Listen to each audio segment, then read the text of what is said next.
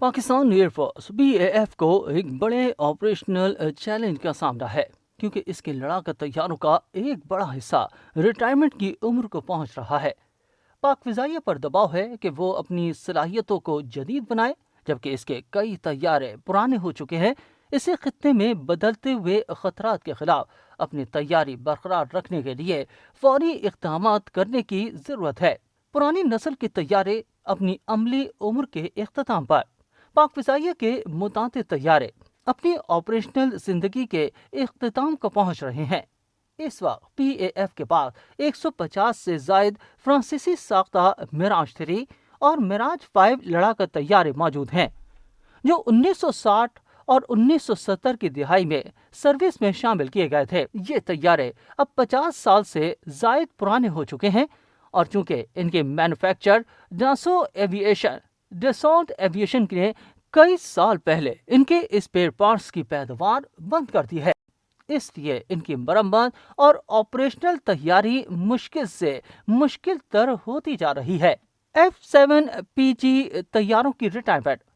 اسی طرح پاک فضائیہ کے F-7PG طیارے جو چینی J-7 پر مبنی ہیں، جو خود سوویت MiG-21 کا ایک ماڈرن ورژن ہے، سن 2030 تک مکمل طور پر ریٹائر کر دیے جائیں گے۔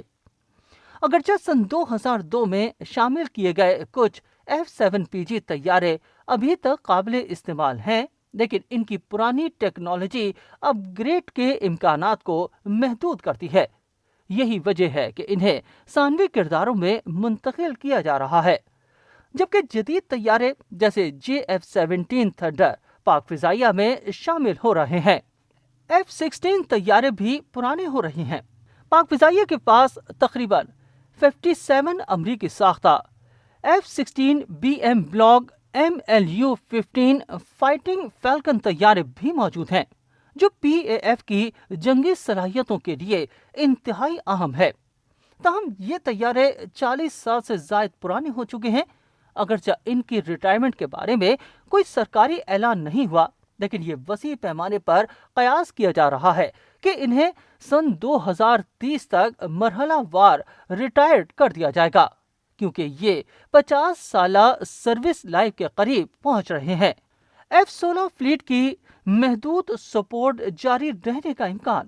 امریکا کے محکمہ خارجہ نے پاکستان کے لیے F-16 فلیٹ کی جاری مدد کے لیے ممکنہ فارن ملٹری سیز FMS کی منظوری دی ہے، جو اس بات کا اشارہ ہے کہ محدود سطح پر موجودہ F-16 طیاروں کی سپورٹ جاری رہ سکتی ہے۔